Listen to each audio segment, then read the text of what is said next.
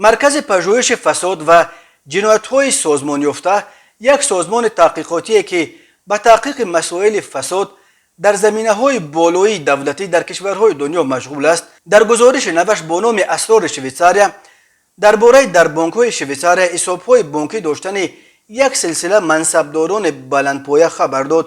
در گزارش از جمله قاسم راهبر، رئیس سابق ولایت سوغد و رئیس کنونی شهر حصار ذکر شده است. محققان آشکار کردند که او از سال 2004 تا 2011 در بانک شویتزاریا حساب بانکی گشوده بود و در آن حساب 8 میلیون و 883,230 فرانک شویتزاریا داشت. این مبلغ با قرب امروزه حدود 9 میلیون و 650,000 دلار یا بیش از 110 میلیون سومونی را تشکیل می‌دهد. در گزارش گفته می شود که قاسم راهبر در زمان رئیس ولایت سوغد و وزیر کشاورزی تاجیکستان بودنش تجارت پخته یک محصولات اساسی صادرات تاجیکستان را در دست داشت و در مکاتبه های سفارت امریکا که چند سال پیش یک قسمش رسانه‌ای شد او را حتی سرکرده مافیا هم نام بردند.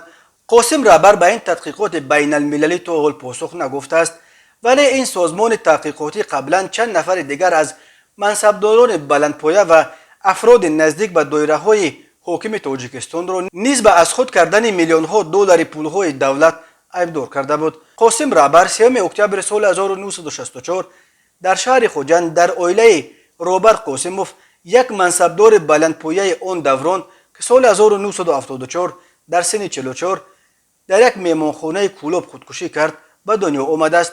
قاسم راهبر سال 1986 فاکولته اگرونومی دانشکده خواجگی قشلاق تاجیکستان را ختم کرده است. قاسم راهبر سال 1994 وقتی که همگی 30 سال داشت رئیس ناحیه خوجند و سال 1996 در سن همگی 32 رئیس ولایت سوغد تعیین شد و تا سال 2006 در مقام رهبر ولایت از لحاظ صنعتی پیشرفته ترین تاجیکستان کار کرد. بعد ترک این مقام او تا سال 2008 رهبری حزب حاکم خلقی دموکراتی در ولایت سوغد را به عهده داشت.